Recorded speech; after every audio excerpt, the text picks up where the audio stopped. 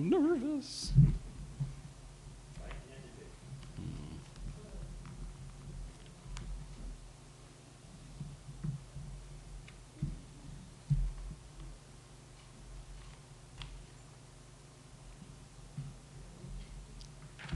We're good.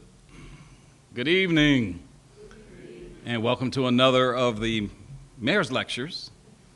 These are, I'll say occasional. We try to do them once a month, and what we do is try to bring subject matter experts before you and those of you watching live, more importantly, for the archives. So this is a recorded session, and we want people to come and share just information that I feel is pertinent, to the community. Might be new news, old news, history.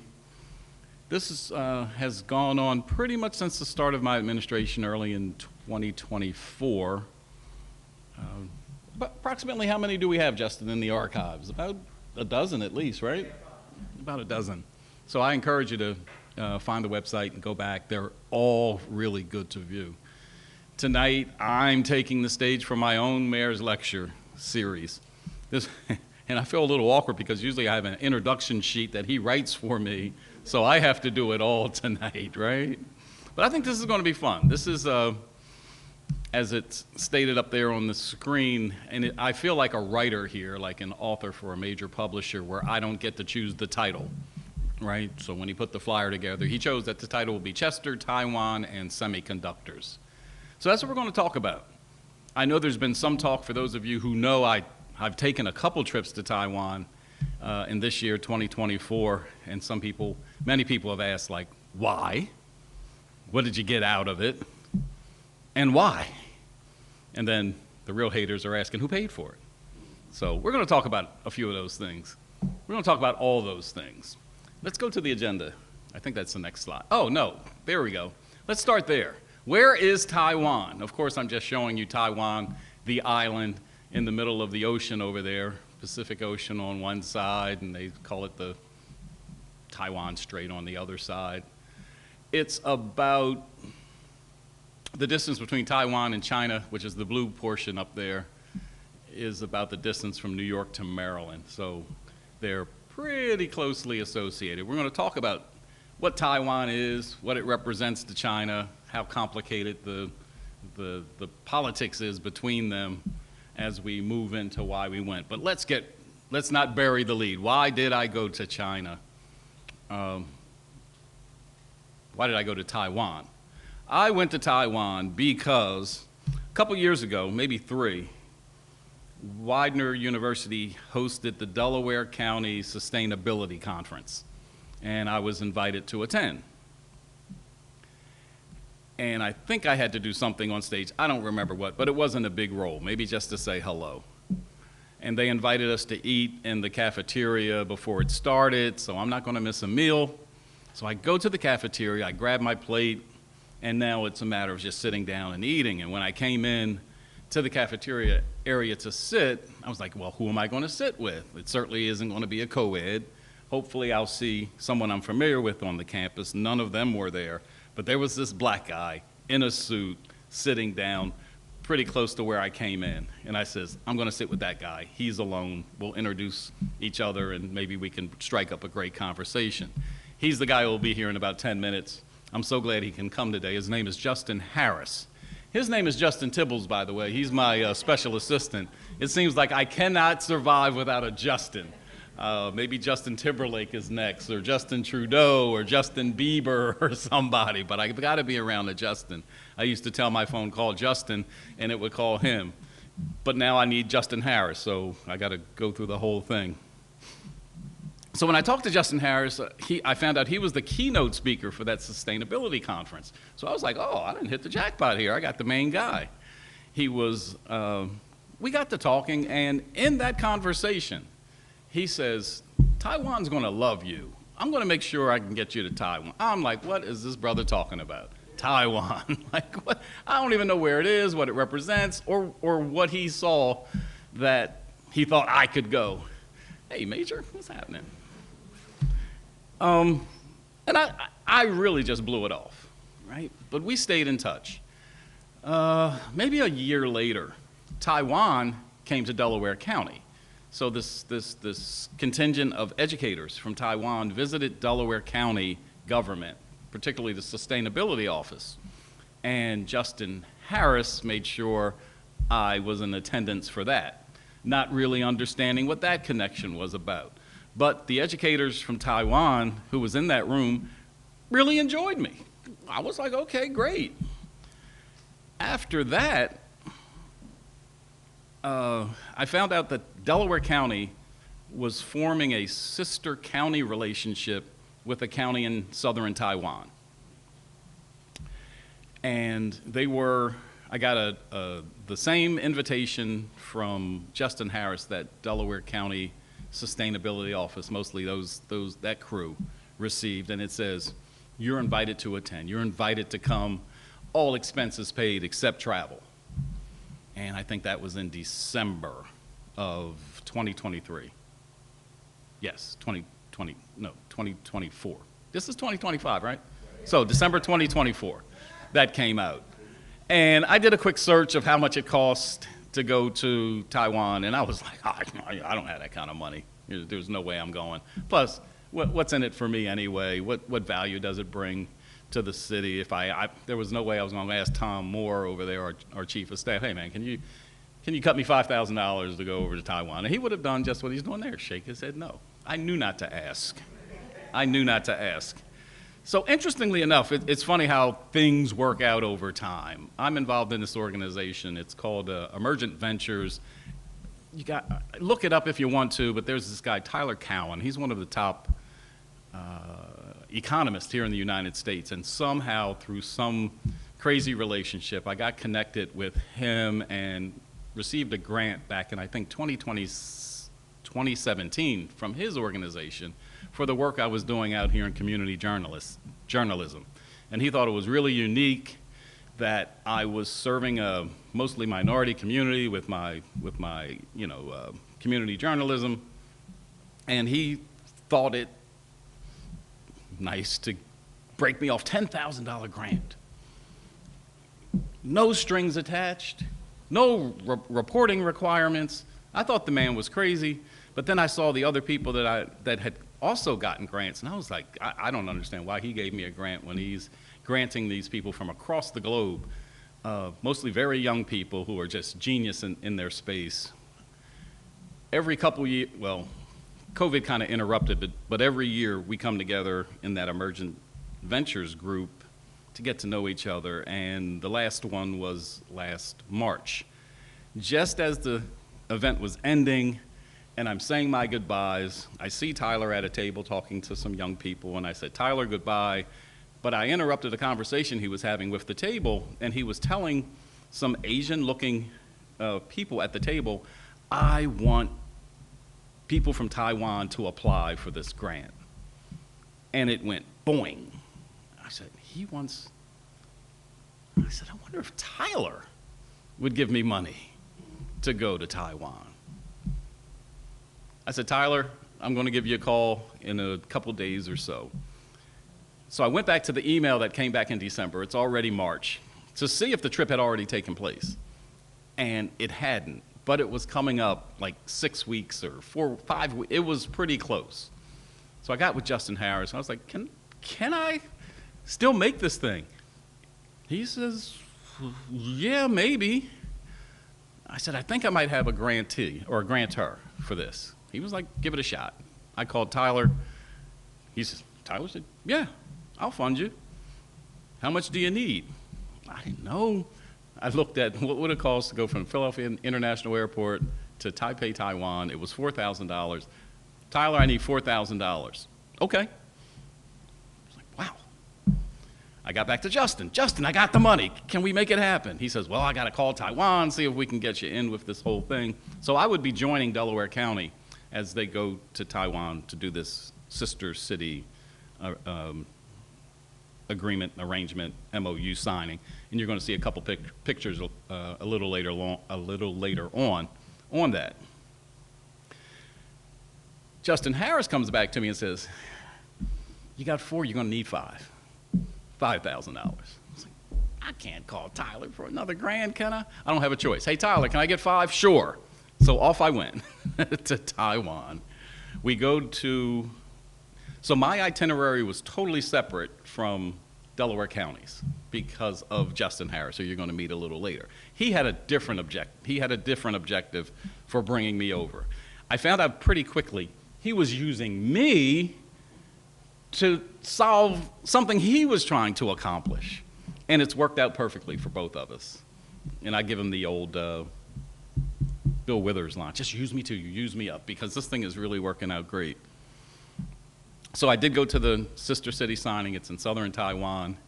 I spent the whole Monday with them, and then we shot back to Taipei, which is in northern Taiwan, and we just spent that week making the connections to do what he wanted to get accomplished through me here in Chester. So what is that? It's 2 things. Primarily, it's education related. One of them is to bring a new type of learning to the city of Chester in the classrooms. It's called Global Schools. It's brand new. It just got launched here in Chester in late October. It's taking place in 5 classrooms now. I'm going to talk about that a little later with some detail. The other thing that's coming to Chester is workforce development, a special kind of blend of workforce development that will prepare people coming right out of high school or right out of college or right out of grad school or right out of a certificate program to be prepared to work in the semiconductor industry. So those are the things that we're accomplishing to land right here in Chester, because the more I'm around this Justin Harris, now I see what his game is all about. The associations that he has is trying to get Pennsylvania to have a solid agreement with either Taipei or Taiwan in general. And it's been kind of stalled. It's not really a big priority of Shapiro and his administration. They're interested, they're looking at it, they see what the other states are doing, but it just isn't their thing yet. So we're trying to get Shapiro jealous is really what we're doing. So with bringing it to Chester and launching it here in Chester, this is a perfect time for this to happen. Receivership, Chester's in receivership. That means that the state has appointed a receiver to us. As bad as that might sound, the good part to that is Chester has a direct line to the governor and the agencies that are responsible for getting us out of receivership. And those are the same agencies that would be responsible for engaging in this MOU arrangement with Taiwan.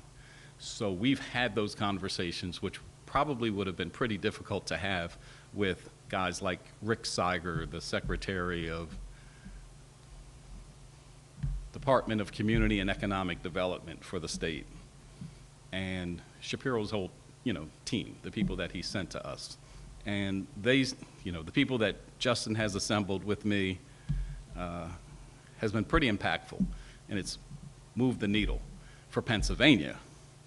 But here in Chester, what this Global Schools program, and again, I'm going to get into more detail, it's about students in the 6th grade, 6th to 8th grade curriculum, which is science learning, at that level.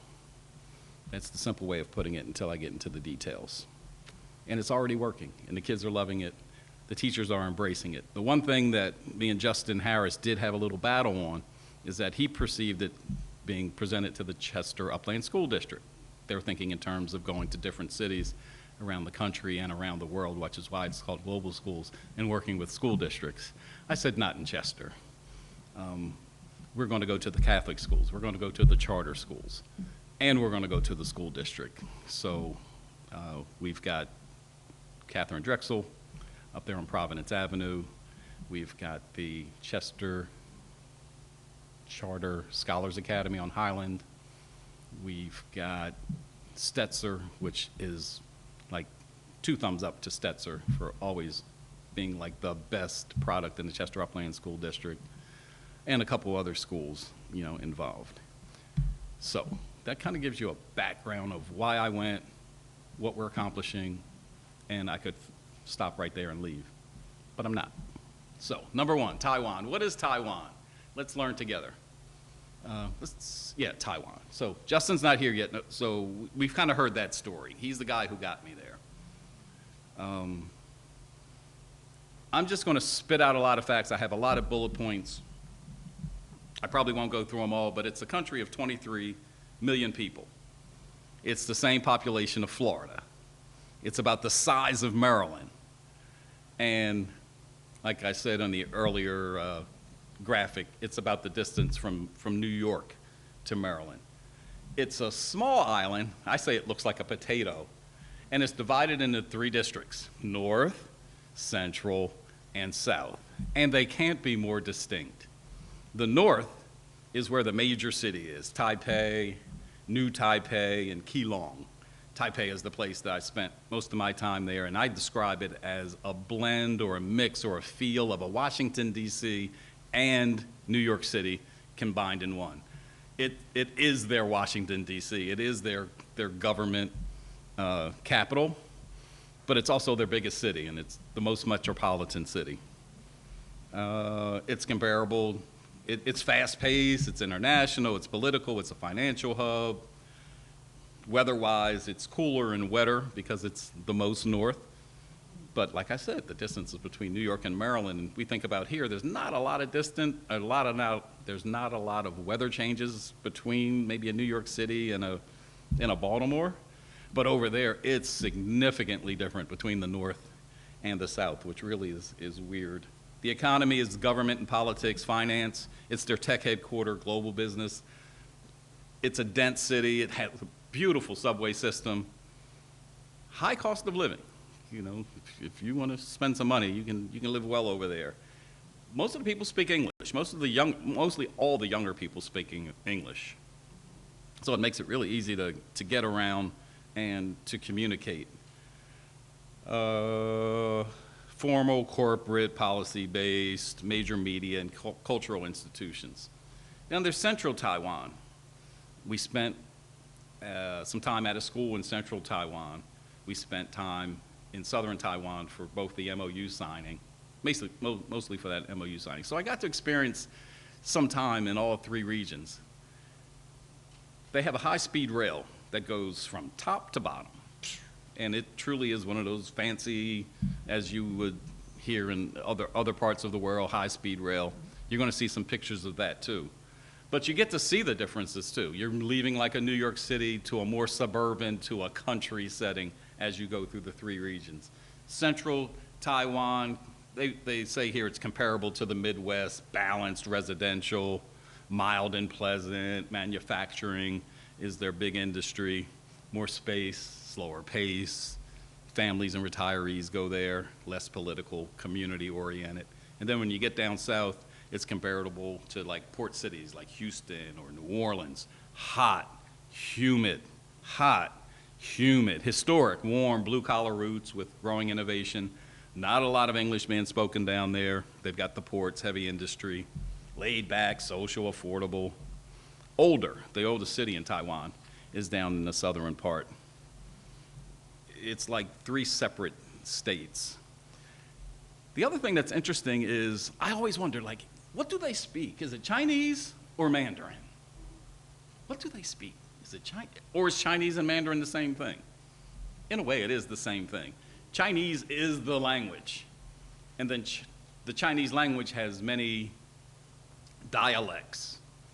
Of all the dialects, Mandarin is the most used, the most popular dialect. Ooh, drum roll please, here he comes. Drum roll please. So Mandarin is is the type of Chinese they speak. So you'll understand that. Give him a hand, give him a hand, there he is, there he is. I've talked about you so much, you're a celebrity already. What I find really fascinating, it took me a while to get a basic understanding, is that the politics between Taiwan and China is complicated. I'm going to read a few of these things only because I think I have it in a good order. Like, Taiwan and China were ruled by the same government, but in the 40s, China had a civil war over control of the country, and created the People's Republic of China, or just China. The communists eventually took over mainland China.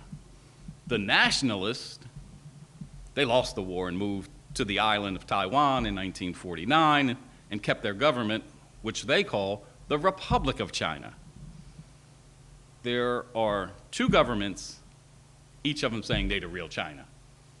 There's some real this going on. Obviously, I call it Big China and Little China, or Big China and Taiwan.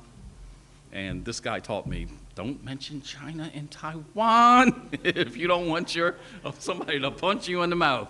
So I had to remember that. China, or the People's Republic of China, believes Taiwan should be part of China again.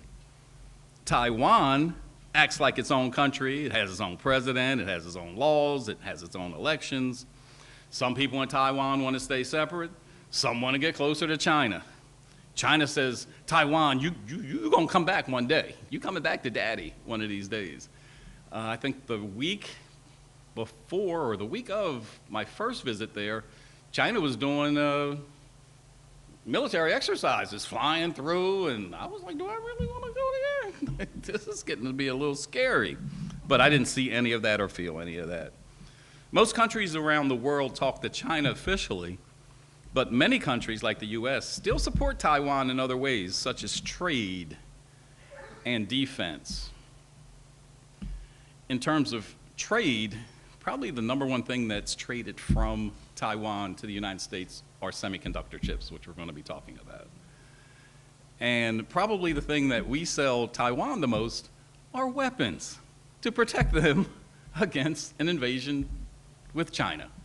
And if I'm wrong on any of this, Justin, just holler at me. Justin Harris, please holler at me. You stay quiet. Taiwan is a democracy like us, meaning people vote for their leaders. China is a one-party system where one political party leads the government. They trade with each other, but they also argue about independence and security. Many countries try to keep them to stay peaceful. Because the United States does not officially recognize Taiwan as a country, Taiwan cannot have a traditional embassy in the United States. And this is where I was super confused. But instead, Taiwan has something called TECRO, Taipei Economic and Cultural Representative Office. They work exactly like an embassy, just with a different name. We had the opportunity, Justin and I, to meet the guys who head up TECRO in their New York City office. And again, I'm still learning this stuff, so all I can say is those guys were nice to me. The U.S. recognizes China as the official government in China. China says Taiwan should not be treated as a separate country. To keep peace and cooperation, Taiwan uses TECRO. Even though the name is different, everyone knows that they do embassy work. There's an office in D.C., Washington, and other places. Now, the U.S. also does the same thing in Taiwan. It doesn't have an embassy there. It has the American Institute in Taiwan, which is initialed AIT, instead of an embassy. So I get to meet those people too. One of them were Justin's classmate, right, from college. So it was great for him to connect. Didn't know that the young lady was playing in that role. I wished we could have gone to dinner with her that night, but I think she got sick and something like that. We didn't get to, well, I shouldn't call her a young lady, but really impressive to see a black woman in that role. I can just say that. All right, so that's your basic lesson on Taiwan. You got it? Taiwan, China, kind of a funky relationship there. I kind of feel as though China would be foolish if they were to go and treat it like a Russia-Ukraine or a Israel, Gaza type of thing, because the one thing Taiwan has that the rest of the world does not have is they make the chips, the semiconductor devices that no one in the world makes. They would shut the world down if they were to shock and awe Taiwan. So if they are planning to do a takeover. It's going to be one that's going to be very strategic, and that's one of those assets that they will preciously preserve. Semiconductors, let's go there. Oh, wait a minute, let's look at these points here, because I'm going to talk about those. Taiwan educators visit Delco, we talked about that, and then we did the sister city signing. Semicon, did I spell that right? Semicon? Okay, Semicon is the big industry event in Taiwan. My second trip to Taiwan in August, was it? September, was to visit the Semicon convention. They said it's the biggest in the world. I said, how do you measure the biggest in the world? Well, there's how many exhibitors? 15,000 exhibitors? 15,000 exhibitors. I saw the bigness. We'll see a few pictures from there. We did the ambassador visit to New York. That was the TechRow visit. And we joined him also at the Little League World Series out in Williamsport, when Taiwan played this summer. It was a bucket list thing for me to go to a Little League World Series. It's something I always wanted to do. Got to see Taiwan play one of the early games. They destroyed whoever they played. I think it was Mexico, one of the Mexican teams. And then they ended up winning the whole Little League World Series this year. And Semicon West, there's 8 Semicon events, these conventions around the world. Semicon West is held in Arizona. So I was invited to join in Arizona. And it was, again, another opportunity to meet, the people that is making happen here in Chester, the things that we're putting together, the global schools, the workforce development, and just all those relationships. Thanks. Semiconductors. Oh, yeah, let's start there. My Villanova engineering experience, oh, my God. My first day of engineering class, I was studying electrical engineering, and there was these boxes with stuff in them, and the professor said, okay, get yourself a proto board. Well, first he drew a circuit, a basic circuit on the board. You'll appreciate this, all right? Voltage source, inductor, resistor, capacitor. Doesn't matter what size they are. Just put the circuit together. I didn't have a clue what those squiggly lines, circles, and all those. I didn't know what was in the boxes. It was my first week of college. I wanted to go home that moment. Fortunately, some of my classmates had sympathy, put their arms around me and says, come on, man, you can be in my group. I'll show you what we're talking about. Really simple to learn. I had just never seen it before. This Global Schools initiative introduces that basic concept, basic circuits, to 6th graders, and even earlier. So that just, I can't tell you how excited I am that the kids here in Chester will not be as dumb as I was in my first day of college. History, future, and opportunity. So what is a semiconductor? What is a chip? What is a integrated circuit? Like, all those words seem to kind of all blend together. Let's talk about what a semiconductor is, though. A semiconductor is just a material. It's just a something. I always like to compare it to a pipe, a copper pipe in the kitchen, right? The pipe does nothing until you turn the faucet on, and the water goes through, but the pipe does nothing. Or if you're looking at electricity, there's copper wire. The wire does nothing until you hit the switch, and then the wire carries the current to its location. That's what a semiconductor is. It's just a thing. In this world, we're talking about silicon, material that's very abundant in the earth. Silicon is that semiconductor material that we're talking about. Silicon has these great properties where if you add certain chemicals to it, imagine it being a wire carrying electricity. If you add certain elements to it along the way, it can slow it down, it could speed it up, it could kind of change what it does. So it makes it a really attractive. But a semiconductor is nothing more than a material. I like, this whole electronics things works in the binary system, zeros and ones, ons and off. It's just like a light switch. You turn the light on, bam, you got light. You turn it off, it's over. Computers and everything that use these semiconductors, chips, integrated circuits are just billions of these combinations of ons and offs. Semiconductor chip or computer chip, what is it? It's a tiny piece of silicon cut from a semiconductor that holds millions and billions of tiny switches. And they do the things you want them to do. It's a tiny brain. It helps devices think, remember, and follow instructions. And then there's the integrated circuit. It's nothing more than a super chip. It's a chip that just has not just on and off switches, but it has other things like those transistors and capacitors and other things. So it's almost like a little city. Okay, you know more than 90% of all Americans now. That's semiconductors. But what it is, in the scope of what we're talking about, is semiconductors. This whole thing is a growth industry, and it's been a growth industry for the last 50 years. It's had tremendous growth in the last 50 years. In 50 years, it got to be where it is now, a $40 billion industry, $40 billion in revenues around the world. But now, it's really getting a boost. In the next 10 years, it's going to go from 40 billion to $1 trillion. Yeah, that's a lot in the next 10 years. That's a 2.5 times growth rate in the next 10-year period. So what put semiconductors on the map are personal computers, right? It sort of created the whole industry.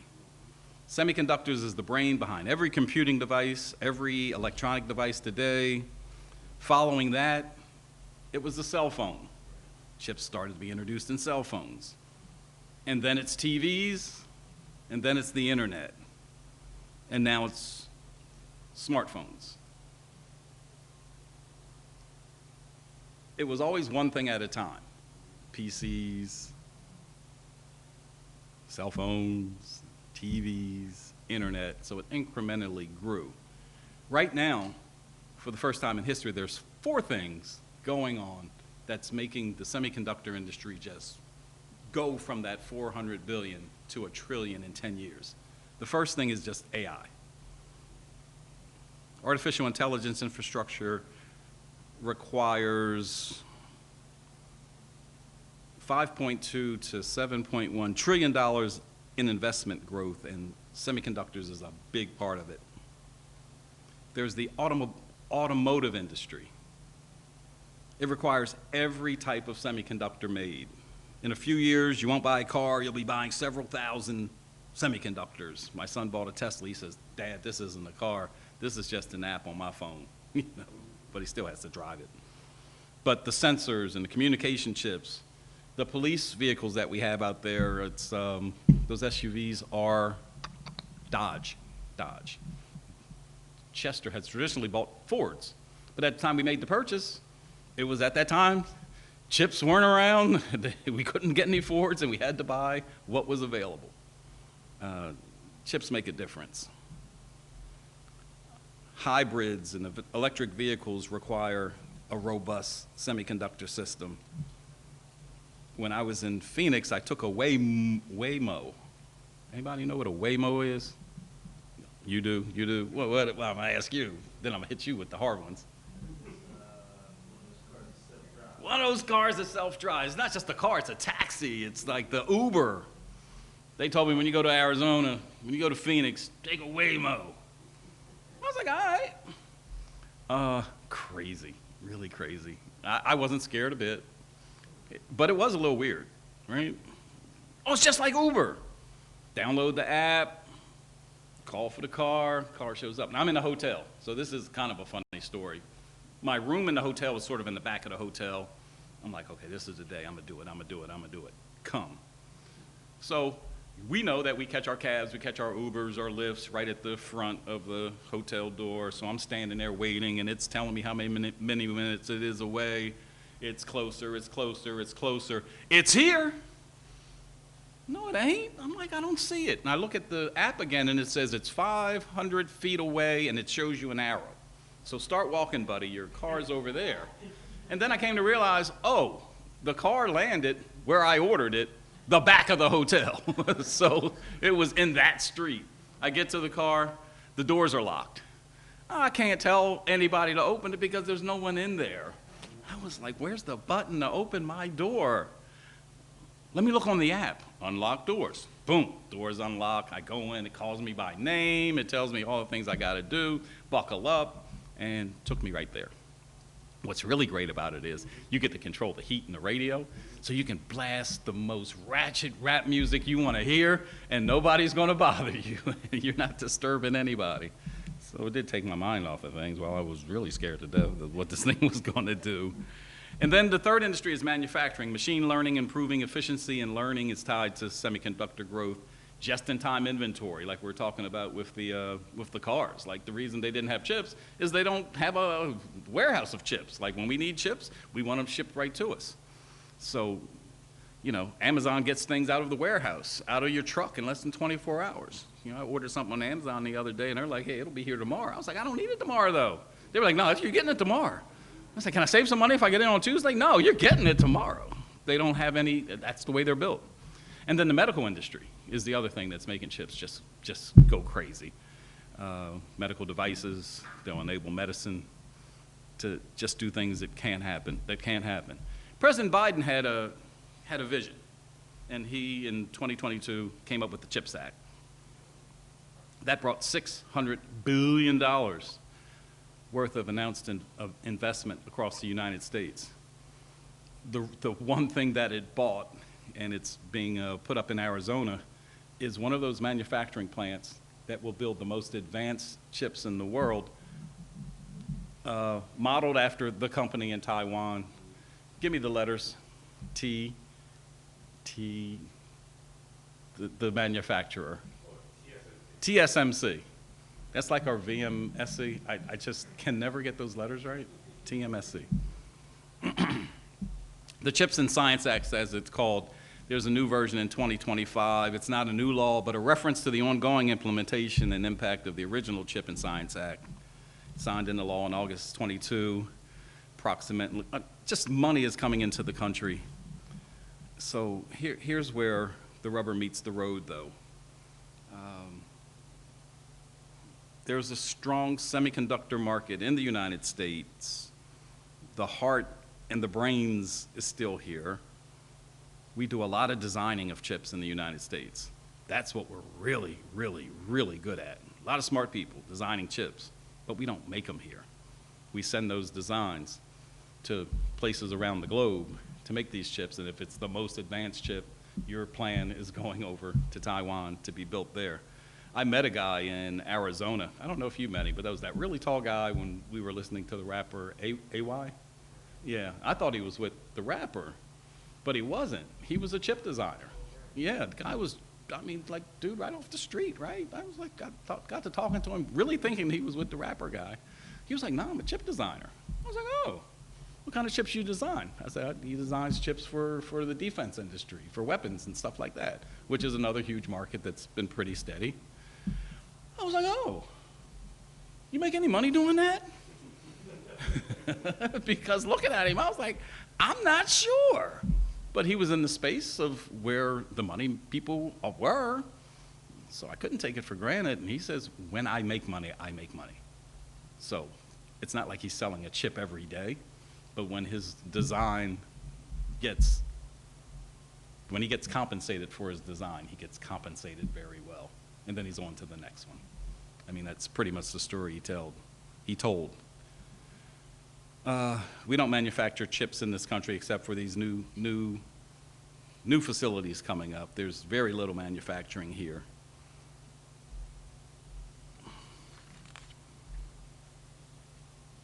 But we got to talk about workforce, because one of the reasons, or the only way that the industry, despite the fact that the chips are needed for all the industry that we're talking about, the only way that's going to happen is if there's people trained to work in these facilities.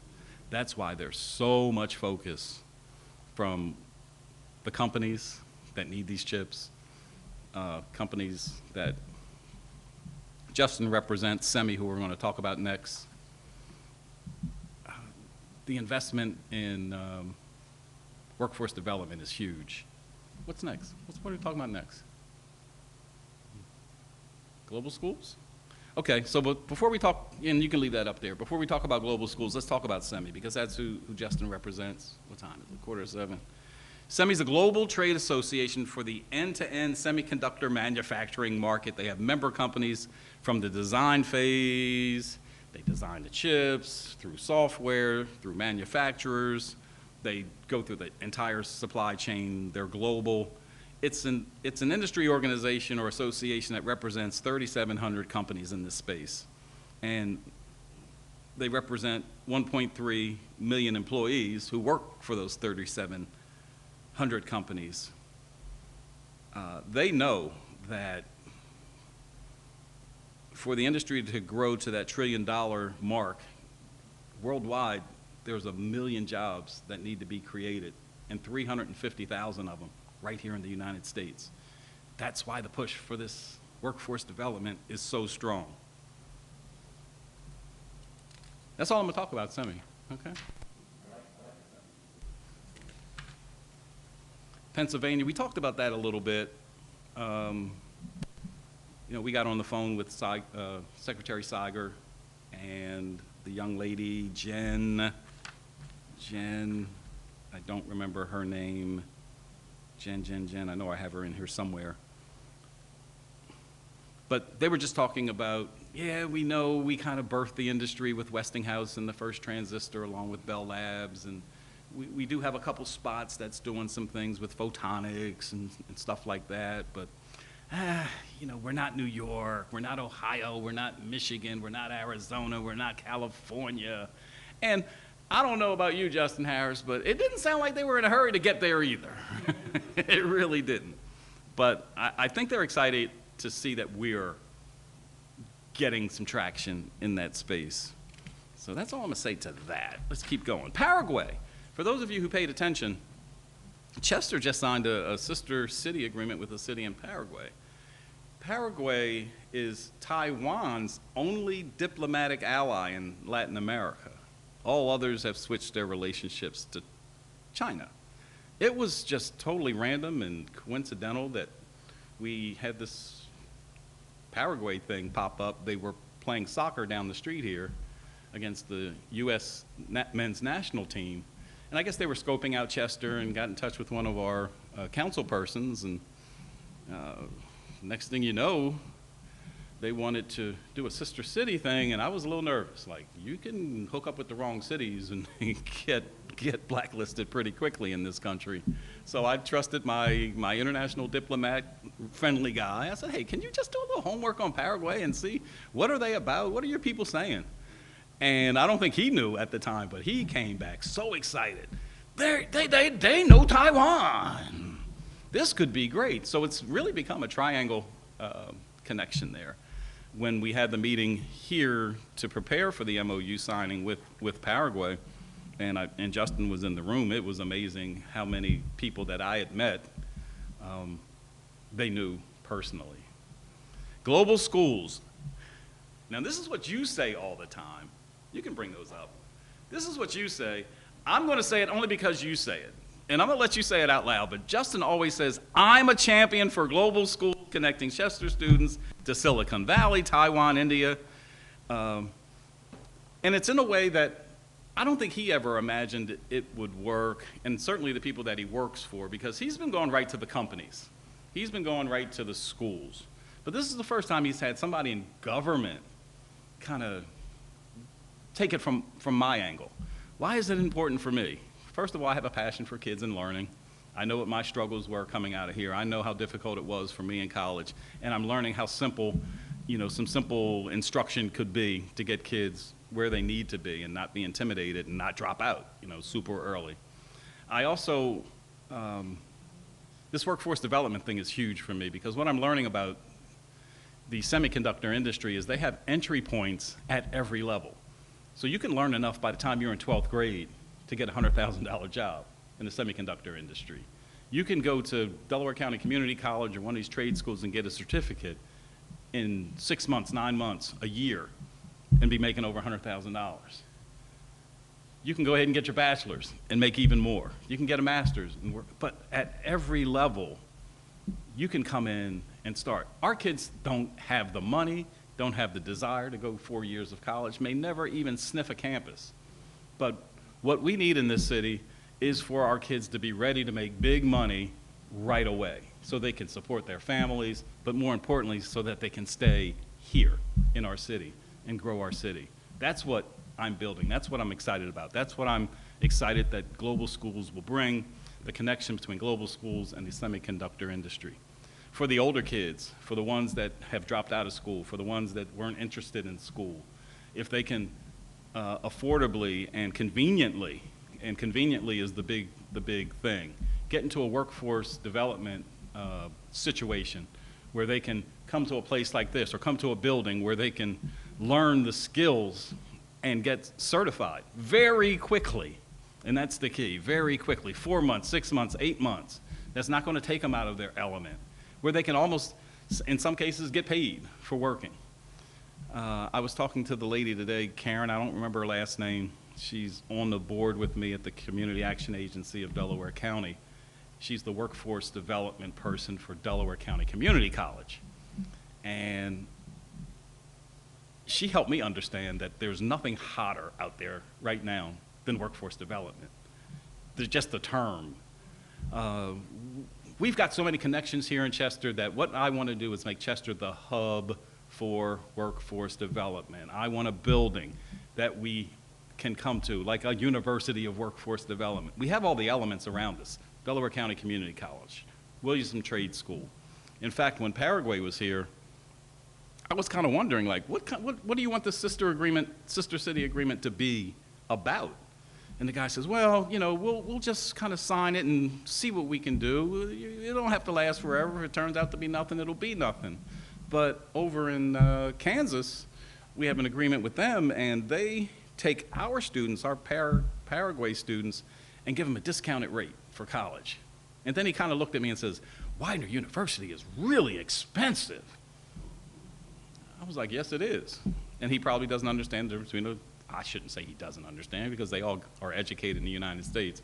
But Widener's a private school, and he might be getting public school rates or, you know, over there, public college rates or, you know, in-state rates for his Paraguay people in Kansas, which he'll never get at a Widener University. And I thought quickly, and I recommended, well, what about something like a Delaware County Community College or a Williamson Trade School, which teaches industrial trades or all the vocational trades at the community college. That guy got so excited. He was like, yeah, that's exactly what we need. So he understands it too. So everything's really coming together for that. What we're doing with this global schools is targeting K-12 learners, but specifically 6th graders, 6th to 8th graders, so that they understand technology that powers the devices they're using. They're on these things all the time, right? They have no clue what's inside, what makes them work. I don't know, there's chips and toasters and refrigerators, they're in cars, they're all over the place. We want them to be curious, to learn more. It's a 9-week program, and sometimes I think that's not enough, but it's enough to wet the whistle. It's enough to make them want to learn more, and what we have to do is give them opportunities to learn more. We have a STEM high school here in the city of Chester, and I often challenge them, is like, they learning any STEM over there? And the answers I get is usually not the answer I want to hear, is not the one I want to hear. Research, data collection, learn aspects of the semiconductor industry. The key word I think is collaborative problem-solving skills, STEM and global partnerships, learning foreign languages of their sister schools or classrooms, climate education programming, tech programming, in technology competencies. And they're going to slip in a little chip industry stuff as well. The first projects that the kids are doing here is air monitoring. So it's these little, I think the purple air monitors or something like them. You might, if you look closely, if you came in the side door, we have one up on the wall there. The kids learn what it is. Hey, it reads pollution, particularly particulate matter, the stuff that comes out of the exhaust, those big things that get caught up in your lungs. So they learn that as a basic, this is what the thing is. They learn how to install one, and it's as simple as turning a screwdriver. They learn how to plug it in. They see the data that comes across the screen. They collect the data. They analyze the data. They report on the data. This is collaborative learning because it's all in the classroom.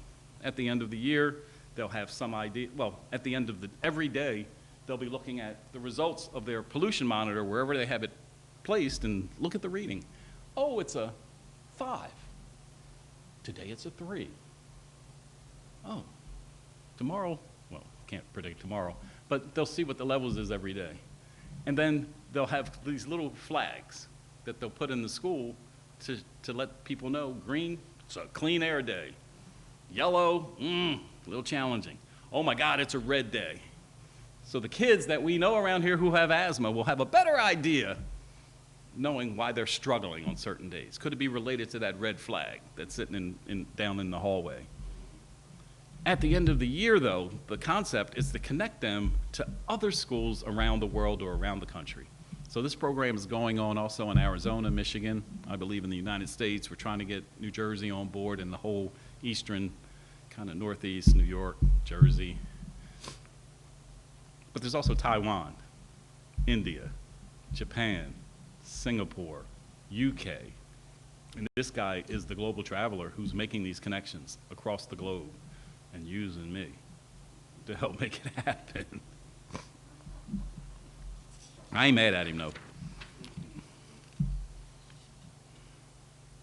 We met with the mayor of Newark, New Jersey, Mayor Baraka. That was interesting. You know, we went up there and talked to him to try to get, New Jersey is one of the, they have some companies that are partners to Semi. Remember, there's 3,700 partner companies. If you guys read or listen to audio books using the Amazon Audible app, they're headquartered in Newark, New Jersey. Newark, New Jersey has the New Jersey Institute of Technology. Is that the name of it? I was blown away when I went up and visited that place. I didn't know such a place existed where technology schools are really like colleges that are really robust and teaching high science. They have all the elements up there. They just don't have a global schools program in there yet. So I was just trying to, hey, look, Baraka, bro, let's go. You got yours, we got mine. We can really put this thing together. He didn't say no.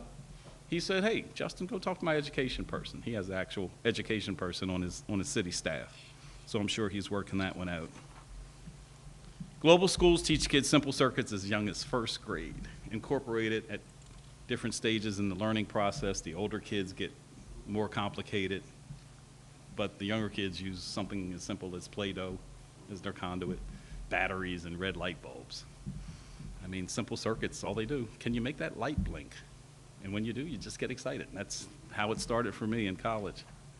Workforce development, high priority in 2026 for me, is executing a robust plan to deliver state-of-the-art workforce development in Chester for the region. I want to make that plain, for the region. It's not just for Chester people. We want people from all over to come here like they come to Widener University, right? We want people from all over to know that Chester is that spot that's, you know, you can't be all for one in one place, but you can get darn close. That's what we are looking to do. Like I said earlier,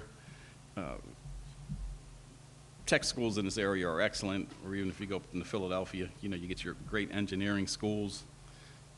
Kids can come out of high school making over $100,000 in this industry. What will that do for mama? What will that do for them buying houses in this city? What would that do for reducing crime? What would that do for their kids getting a better start in school? Oh, okay. That's all said. Oh, I'm all through with this. So that's basically why I went to Taiwan, what I'm getting out of Taiwan, how Chester is benefiting from Taiwan. This global champion piece, though, whenever you go out there and say that, it really blows my mind. Let's go to that PDF. So I'm going to show you, I guess, as best as we can see it there. I said, do me a favor. We met so many people over there. It's because he's just so well connected. Can you consolidate for me in like a So this is what he did. Let's see. And this is my really first time looking at this. So we went to Semicon West in Phoenix to elevate Pennsylvania Chester in U.S. semiconductor strategy, and then he's got all those deliverables. Oh, that's right, I spoke at that event, didn't I? Delivered, I was a keynote, yeah. Delivered remarks highlighting Pennsylvania sustainability and workforce strengths and explored sustainability. Dr. Usami, who was he? The guy in the photo. Oh, right, I remember him. He was funny. He didn't want to talk to me at first, and once he did, we couldn't shut up. And, all right, let's keep going. Semi-America President Joe, Stokonis. I love this guy. He and I went to school at the same time, engineering school, electrical engineering school. He was at Lehigh, I was at Villanova. We were learning the same things. Like semiconductors was taught in the first 2 years of electrical engineering school. It's not now. It's sort of a master's program now. They got other things they want to learn. But he stuck with it. He stayed in the industry for 30 years, retired, and only because of this growth spurt that's going on now, he came out of retirement, joined Semi, and he is, what's his actual title? He is the President of Americas for Semi America. Yeah, so we've been on the phone with him. The guy's brilliant in a very simple way because he's been with this industry very much from its earlier days. Let's go. Let's keep going because there's like 7 pages of this thing. There's Terry Tsao. Okay. Semi-Taiwan president. So we just met Joe, the American president. There's Terry. Terry's a riot. So we had a small talk with him. Bia Hamed. Bia. Bia is the person who is bringing the curriculum to Chester. She's training the trainers, she's training the teachers on how to present this global schools curriculum. She's in town this week, right? No, but she had to deliver the devices. Okay, all right. And I think the photo over there is me with the Westtown School, right? So we have all the schools up there. Climate Week in New York, that's when we went up to visit the, what we call him, the Taiwan, and the equivalent to the Taiwan ambassador to the United States. Representing. Okay, let's keep going, because there is a few pages here. Magistrate Chow, Dr. Monica Taylor, that was at the signing down in Southern. Dr. Leon Gao, that was one of my favorite guys. He's a professor of environmental health and public health in Taiwan, one of the world experts.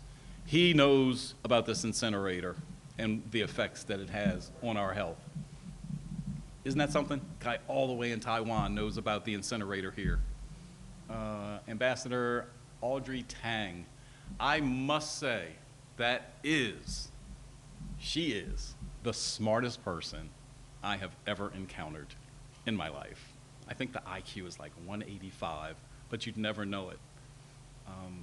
She's, what was her title? Like the digital ambassador for Taiwan, or? She's Taiwan's first digital minister. Okay. Vincent Chow, I met him as a city councilman in Taipei, but I think he has aspirations to do what Shapiro's trying to do next. So if you can read between the lines, you know what that is. The Ministry of Education, and when you see something like ministry in Taiwan, it's the equivalent of the national secretary of. So we were meeting top government officials, many of which I couldn't meet in the same capacity here in the United States.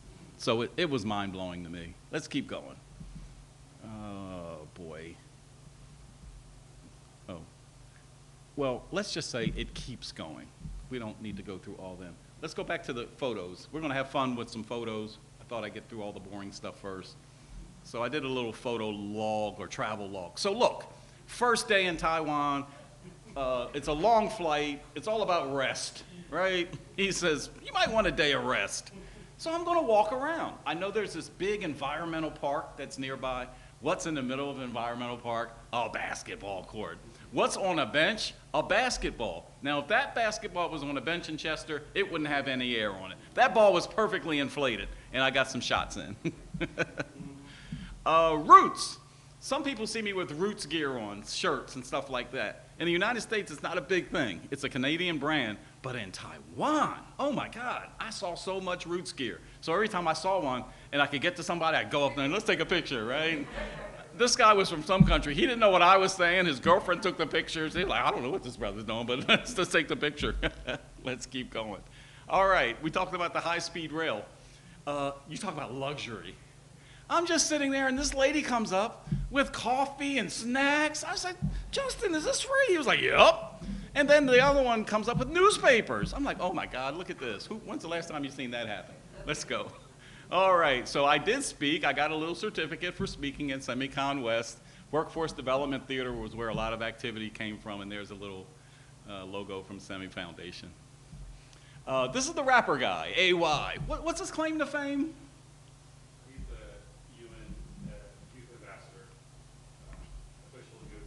The U.S.'s only official UN Youth Ambassador. Whatever he said. Right, but this guy travels the world. He has some designation of performing in places that the energy something or another. He was a lot of fun. I think he's from Kansas City or somewhere in the Midwest. And also, his whole concept is powered by Renewable energy. That's it. Yeah. Gosh, I wish I could show you more pictures of this.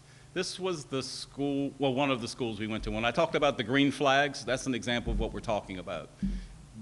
And this is where the kids get to. They'll get from those pollution monitors the ability to make those type of graphs and to track the, what they see and what they learn on a daily and weekly basis in 6th grade. Like that's absolutely amazing. Let's keep going.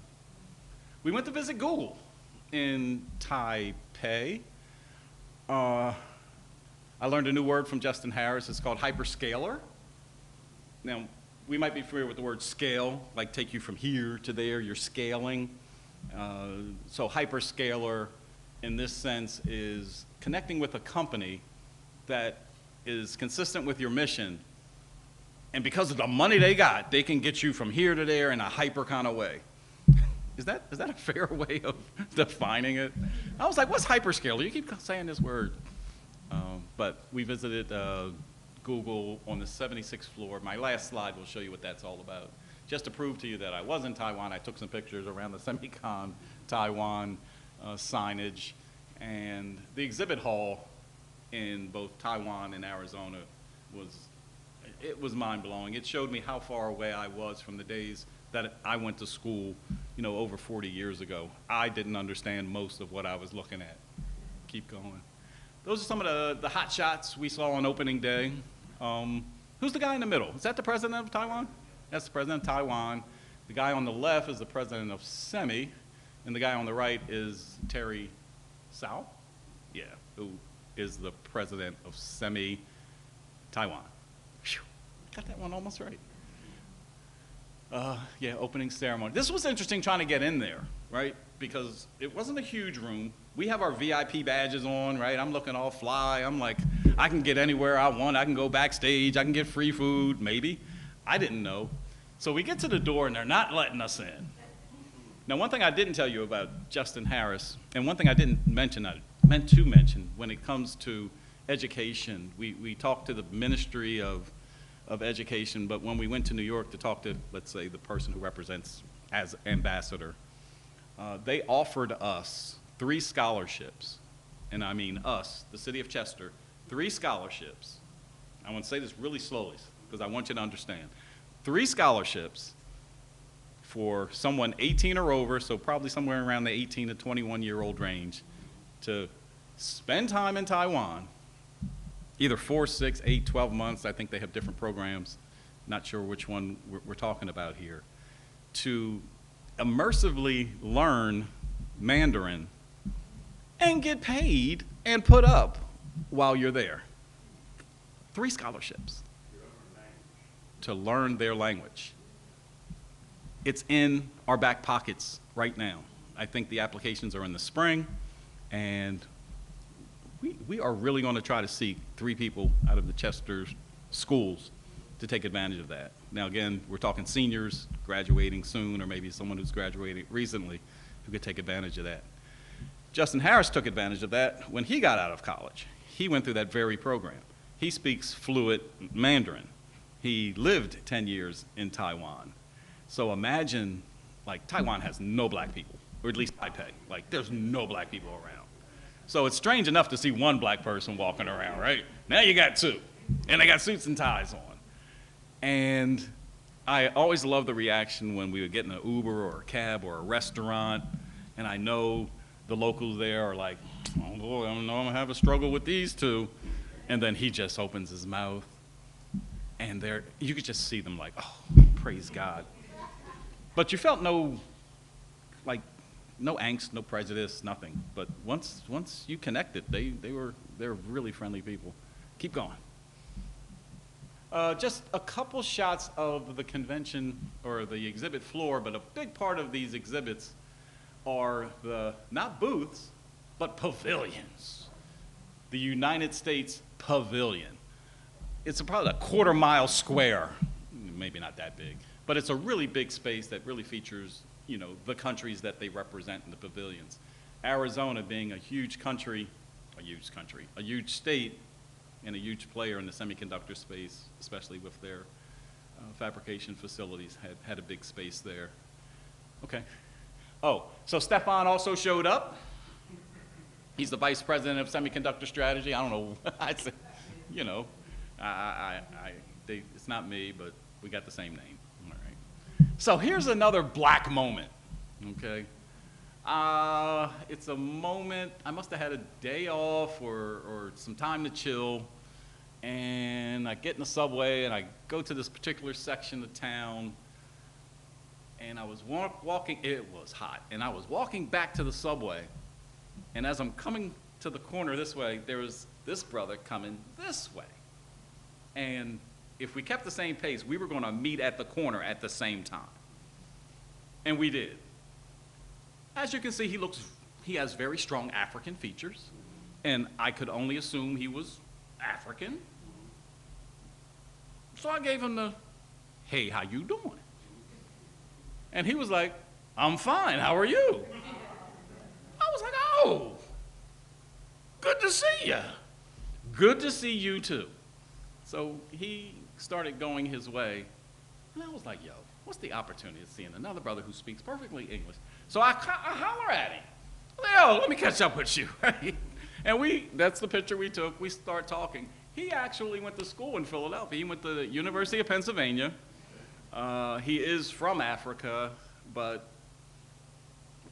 went to Penn. He lives in Cali now. And then we got to the point of like, well, you live here? He's like, nah. You live here? I was like, nah. I'm here for Semicon. So am I. Who do we see the first moment we walk into Semicon the next day? There he is again. So that it's just a strange coincidence to meet another brother on the streets of Taipei, and then be at a convention with probably 100,000 people and see each other again. All right, thanks. Emergent Ventures, we talked about the guy who sponsored me, who gave me the money to get over there. The program is called Emergent Ventures, and we kind of sweetened the pot when I turned around the second time and says, could you pay for me to go again in the same year for the same $5,000? And he said yes twice. And I says, well, in my ask, I says, when I'm in Taiwan this year, I'm going to do a presentation to encourage Taiwan people to apply for the grant. Really appreciated it, and we had more than 2 people in the room. It's just when we took the picture. But I did a little presentation over there. So the funny part about the presentation was when it was over. And that's the girl, right? I think that's her. We got to talking afterwards, and Her father didn't want her to go. I think she's 18, 19 years old. She's like a freshman in college.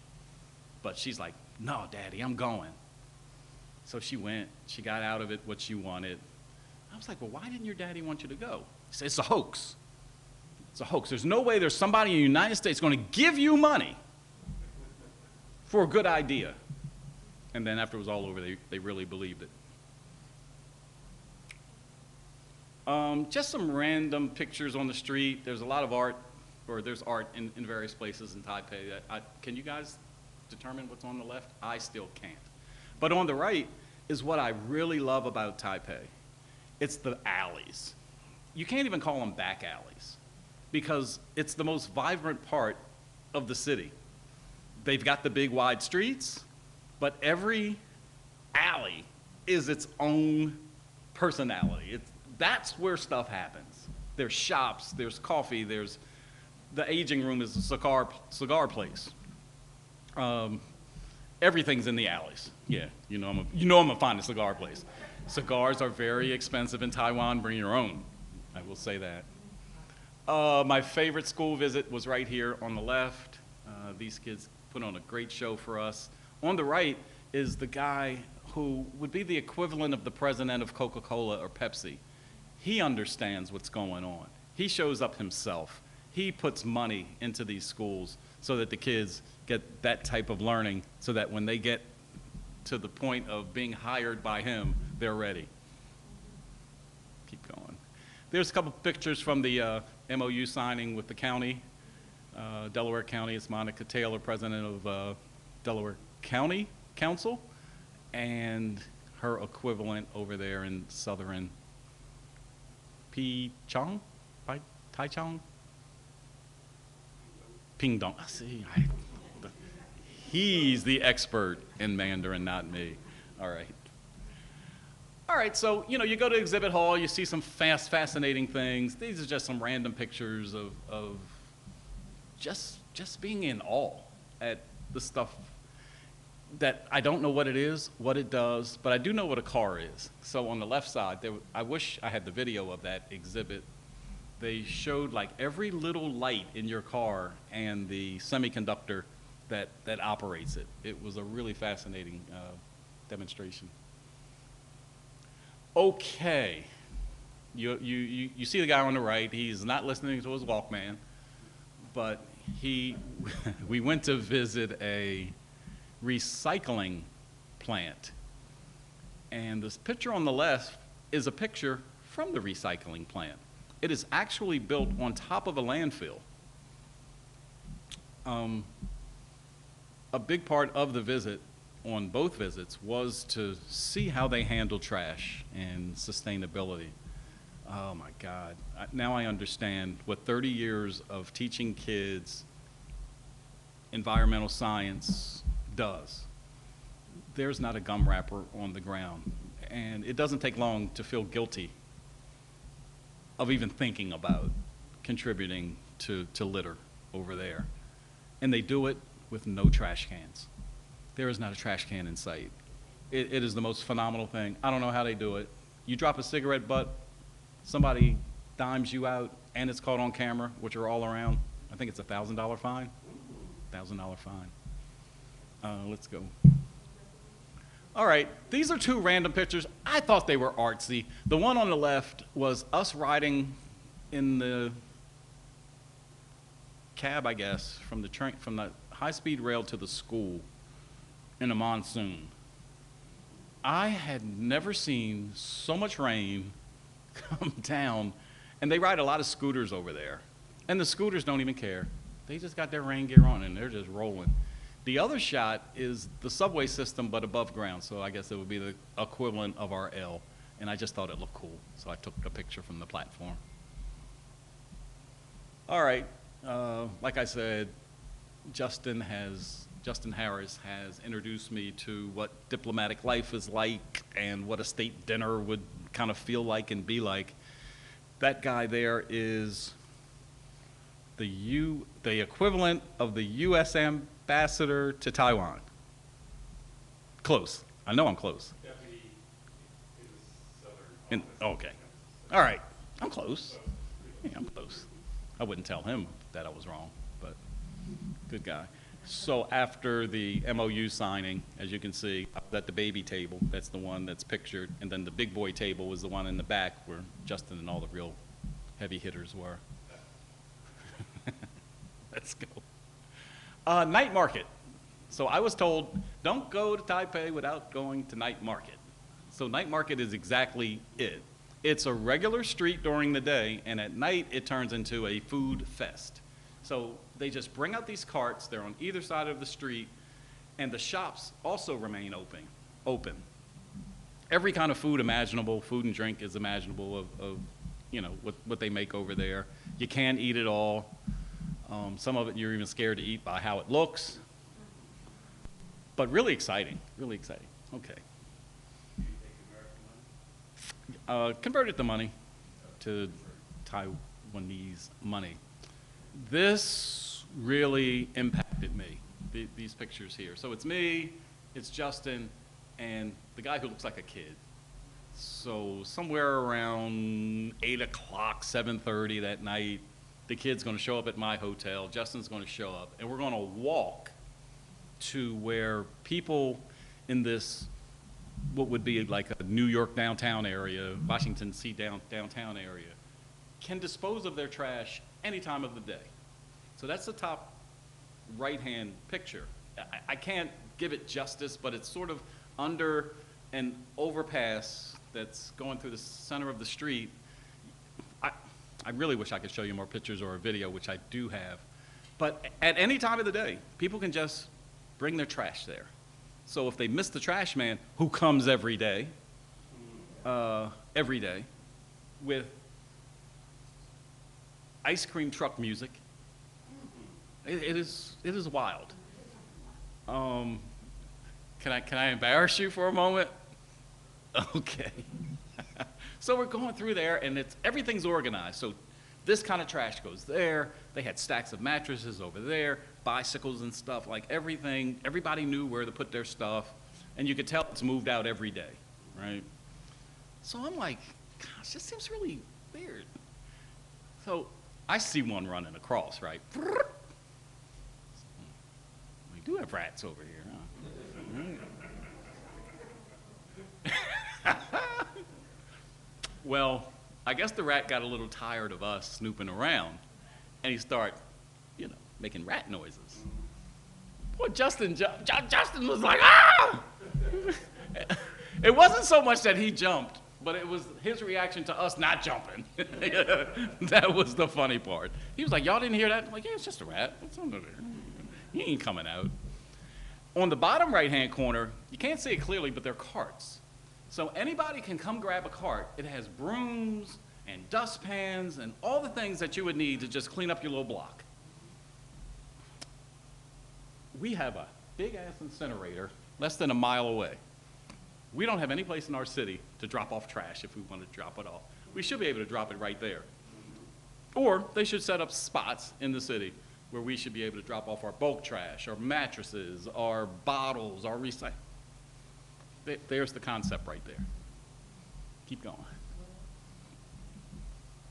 Just a couple shots around what again is what I would call the Washington D.C.-esque part. Kind of symbolizes the real cultural heritage of the country. So, I threw this in here for you to do a compare and contrast. Right now you are sitting in Chester City Council chambers. Compare that to Taipei's City Council chambers. Those seats are so comfy that Vincent Chow said, yeah, some of the council people do fall asleep during council meetings. All right. Food. It's different, but it's great. And I can say of all the places that we went, Justin, that place right there on the left was food with a view that was just, that was the spot. The one on the right, though, is the Rave. What's the name of the place? Whatever he said, right? It's the Rave over there. It's like, you going there? I'm like, it's just dumplings. So we went away. last week, and we went to a Chinese restaurant, you know, typical Chinese takeout restaurant. And I was like, I'm getting me some dumplings. Oh my God. How many did I eat? Two? Because now he done spoiled me on what a great dumpling is all about. So the guys that you see in the back, they're making the dumplings. They look like surgeons, but they're literally, you can sit there and watch them. The photo on the bottom, I think, is the New York equivalent. They have a restaurant in New York, and they had a whole like wall of the different restaurants around the world. The crazier part about that place is it's so popular that it's always pretty much warm over there. So when you come up, you don't even go inside the restaurant. You look at the sign and see how long you're going to wait. So you just go up there, and they got a lady there, and how many? Two? You get a number, and they got an electronic sign, and the number just counts down, but it tells you how long you're going to be waiting. We went there twice. I think the first wait was 30 minutes. The second wait was over an hour. I went to New York City this weekend. It was 4 hour wait. 4 hour wait. Wow. So I'm not going to admit that we went around the corner to 7-Eleven, got a couple beers, and just. All right, let's go. That was a welcome sign. I wanted you to see this one because it's very similar to the one we had for Paraguay. Oh, you. All right. But that was a really great sign that they had to welcome us down in Pingdong. Yes, got it right that time. Just a kind of glamour shot of one of the exhibits. They make the stuff look pretty, artsy. And, all right, so the guy in New York, the ambassador-ish type guy in New York, they love giving gifts. So that was the gift I got from him. I won't tell you what's in the box. But then we joined them up in Williamsport for the Little League game. Really, really great. That's me goofing off as I do sometimes. At Taipei 101, the tallest building in Taiwan, 101 stories. The food court is down the bottom, and I was in the food court, and there was this guy, this cartoon character. He notices me, and again, it's not hard to miss the only black guy within 15 miles, right? Having a good time with each other, and got a picture with him. On the left, the three of us are outside of the council chambers. They have a little patio where they have their little social events, and that is Taipei 101 behind us. That's 101 stories tall. And just a couple shots of me with some of the people we mentioned earlier as we exchange gifts. At the convention on the left, I forget her name, but she's a former Congress lady. She was with the Florida delegation, so it was good to see other black faces at the convention. That was that was Western, no, that was Taiwan. Yeah. And then another one of your classmates, right? He's in the foreign ministry. He was a really bright guy. What is he, fourth in line in the foreign ministry in Taiwan. Served some really nice tea. I got to get into a baseball game while I was over there, or in reality, I got to get an AI picture from Tokyo Electron Company. It's, for some reason, AI cannot put a ball in my left hand. I'm left-handed. I haven't found the prompt anywhere to make them switch up. So everybody has to be right-handed. And then the other shot is me at the school that I showed the kids. They do their environmental work right there in their kind of courtyard. So that truly is a rain garden on a day that it rained amazingly a lot. It didn't seem to faze the kids, but that's their area that they tend to. And they have a little stream there. I'm sure there's probably some life in there, but they tend to every leaf and plant in there. You can see behind me the rain buckets. They are literally capturing rainwater, you know, for the days that it doesn't rain. These kids have it going on. That's what we're bringing here to Chester. So this is me being totally confused in the hotel room. You open the door, lights come on, 5 seconds later, lights go out. I can't find how to turn a light on. So I rinse and repeat about 5 times. Open the door so I have enough light to see what's in the room, because I know in 5 seconds the lights are going to go out. So what I learned is, if you want the lights to have the potential to remain on, you take your door key and put it in that slot. That's the picture on the right. And then that controller that looks like some, I don't know, air traffic control device is the buttons that turn on each and every light in the room. So that was a learning experience. All right, is this a video? Can you tap this? Yes. So when we went to visit Google, this is the view from the 84th floor of Taipei 101, and this is where we closed at a perfect 7:30. Oh, see if you can turn the volume down.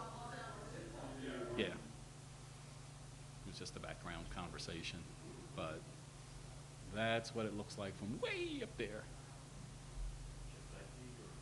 Like I said, it's got that New York feel, but it's got the DC because it is the nation's capital, and it's just remarkably clean. Marcy, you wouldn't sweep at all. You'd be bored to death. It is just incredibly clean. So that's it. That's part of my experience. That's why I went. That's how I got there. That's what we're looking to accomplish. I want to give just a couple minutes to Justin to just say a few words, basically about microbit, how that's being used in the classroom. And you can talk about me a little bit. Tell them what my role is in this whole thing. Come on up here because they need to hear you on the mic. But sometimes I'm still trying to understand, what's he doing with me?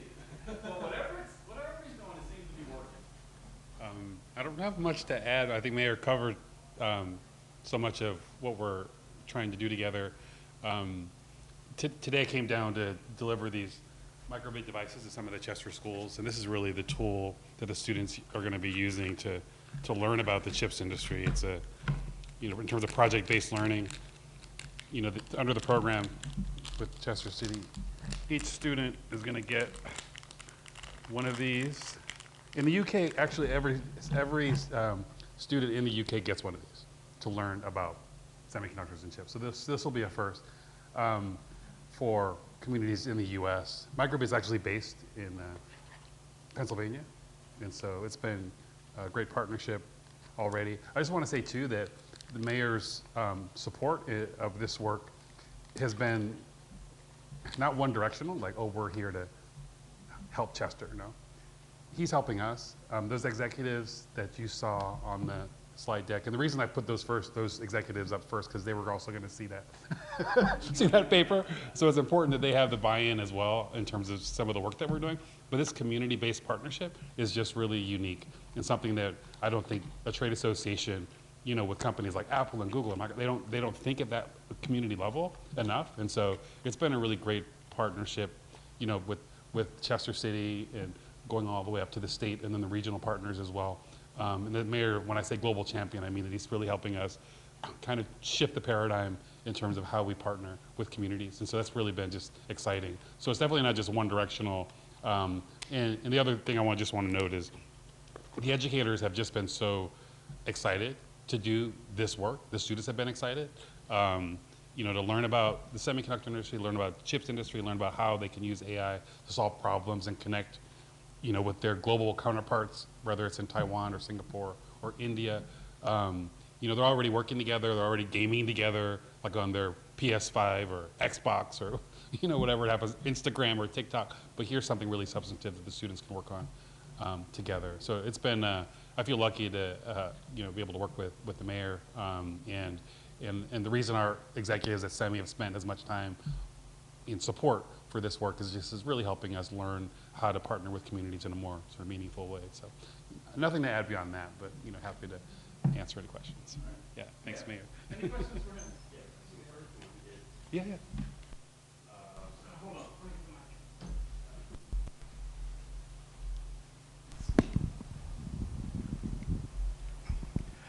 Um, the question is, what's the purpose of the chip? Meaning that does it plug into a laptop, or was it used, or is it just something to actually see? Well, so these are really adaptable, so it's not a single purpose. So each of these microbit chips, chip kits, they're educational tools, but the students can use them. So Mayor was mentioning earlier, like air quality monitoring. So Right. there's a tool that you can attach to it, to that circuit, and the students can go out and monitor certain pollutants in the air. It can measure moisture in a plant. Students, so there's so many different. That's the cool thing with these is there are so many different purposes that the students can experiment. They can program. They can learn and create based on sort of what they're interested in. So that's the really neat thing with these is they're so adaptable. It's not just a single purpose. And each student will get one. Like all the 7th grade students that are in the program now are going to get a microbit. So yeah. Okay. Whereas back in the old days, in order to actually handle a chip, you would have to be grounded. And here, as I see, the question is, are the newer chip not susceptible to actually static? You know, Yeah, I'm not. I mean, yeah, I'm not totally sure. Okay. I'm just looking at the educational side of it, but Right. in terms of the okay. yeah, in terms of the I think what you're asking is like, if a kid is handling it, it's going to get destroyed. Yes. oh yeah. I mean, these are well. The cool thing with these, they're pretty inexpensive, so they're like $20 each, and so kids tend to take pretty good care of them because they want to be able to use them for different purposes. But if worst case scenario one breaks down, it's not like a whole laptop or something because these are pretty inexpensive and low cost and also pretty durable too. So Oh, okay. yeah. Okay. Will they have the chance to take them home, or will Yeah. they stay in school? Yeah, that's the goal, is so that each student gets one and it's theirs. Okay. Yeah, and they can take it home and yeah. It depends on what they want. I mean, depends on what adapter they use for, but it's got a multitude of different sort of uses. So it could, like I said, it's like it can do air, environmental monitoring. Actually, environmental monitoring is relatively newer. Traditionally, it's been more sort of like, oh, I can program a game, like it'll light up, red, yellow, green, based on the speed of the soccer ball or things like that. So it's a lot of adaptable purposes. So what other education opportunities are available outside of the program that's going on now? Well, there's also, through the Global Schools program, the students, earlier in their educational career than what's typical for this industry, for the chips industry, students will have those opportunities through the Global Schools Initiative, but really that's feeding into an ecosystem of different activities and internships, apprenticeships, like Mayor mentioned, the Taiwan exchange, all those sort of fit into this global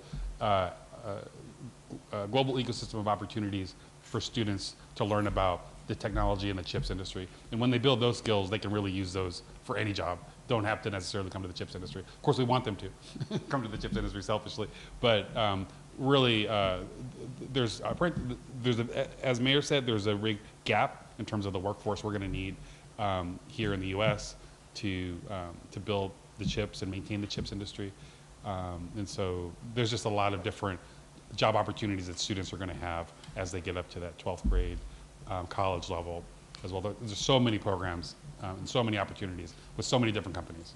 So Is that also covering like continuing education? So students who have already graduated, they can come in and get some education so that they can support their families? absolutely, yeah. And Semi Foundation, if you go on online, just Google Semi Foundation, there's online training that for continuing education, but there's also ways to plug into fellowships and other internship opportunities as well. So that's all a whole vast opportunities for, yeah. And also veterans too. There's even like veterans program There's a massive gap. Women, we need more women in this industry. We need more minorities in the industry. So it's a really great time to join. So just the last one. Sure. Are there any, would you say, is there any interest to build out, I know they were talking about the mayor was talking about the factory down in Arizona. Is there any sort of interest in building out other areas, like potentially to Chester? With Governor Shapiro and Mayor Roots' help, yes. So I think the policy incentives have to be kind of put in place, but that's one of the things Mayor's been working on with, he mentioned Secretary Siger and Deputy Secretary Jen, I don't remember her last name either, but yeah, all of that coming to place, and this is a good time to bring industry. They are definitely investing and thinking beyond like data centers, because obviously data centers, that's an easy thing that all the companies need to set up, but that's not necessarily sort of the best level of investment, I think, for a place like Chester. So you have a lot of opportunities. The mayor connected with CEOs and all kinds of people during Semicon, so it's great. So he just mentioned something that I won't say I failed to mention, but just didn't mention. And it circles back to the workforce development and the type of people that's needed. When you need 350,000 people, you can't be selective in the type of people that you're going for. Like, yeah, you can be black, and you can be a woman, and we got to tap into these veterans. So Joe, what's his last name again? He says that we need technicians, and he's talking about for the industry. And we knew this in the past as VOTEC, right? Carpentry, plumbing, machine work, metal.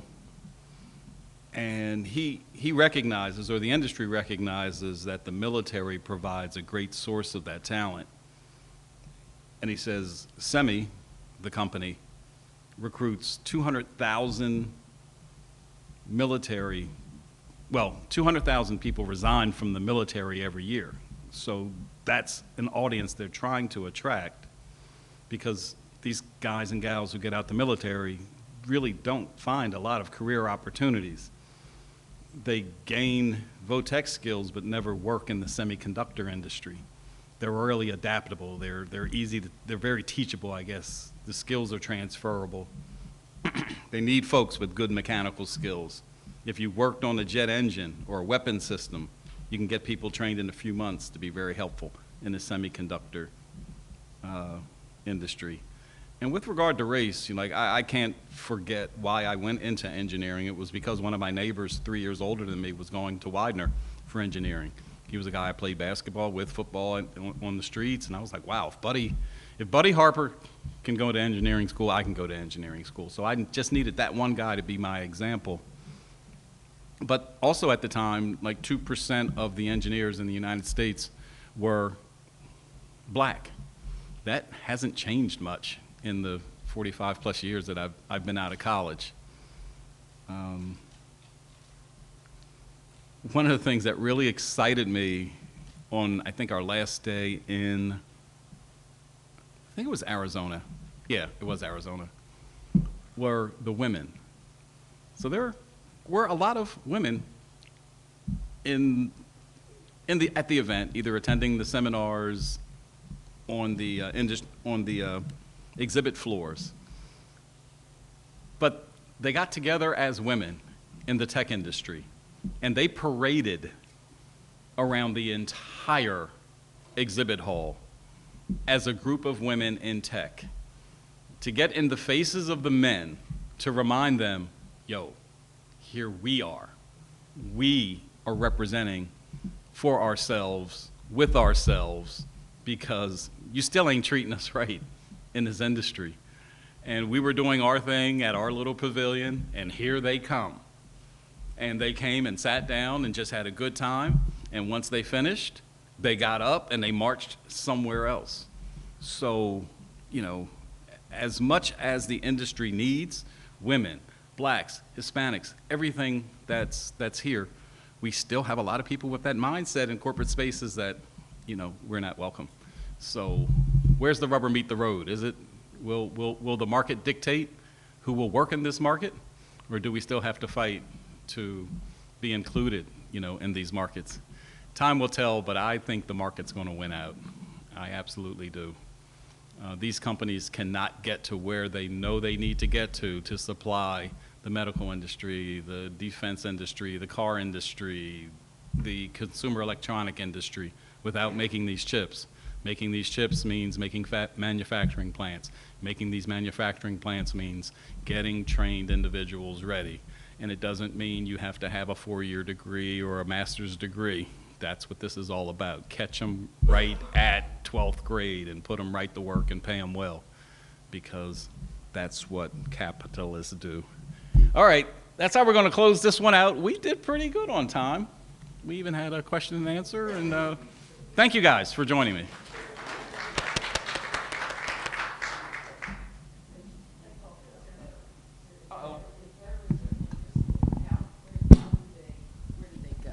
Who do they contact? If veterans are interested, who do they contact? They email me and I'll get connected to this. Do you have a card? What about California? As I thought back in the day, they made chips. Okay, not just Taiwan. As I keep looking at this, and is this a board to go into a device, or this is a board to go into a laptop? I haven't used it yet. Oh, okay. I don't know. Okay. I don't think it goes into anything, but things can connect to it. No, it got to go in something. Well, we're going to learn together. We're going to have you join us. Not that. This thing's supposed to be over. Hmm? And there's free training online for the microbit too. Anybody, adults, not just movement. Yeah. So let's learn together.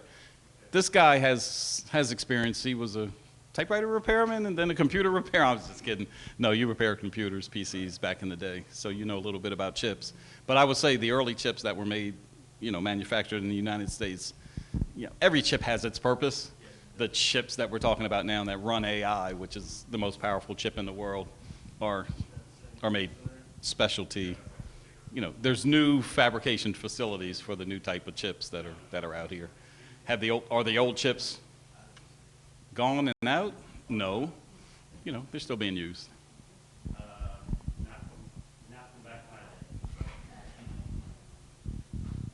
Is there any way to further support this program from a community's perspective, or anything like financially that can be invested into the program, just so that it can reach more students? Justin, take that question. Ask again.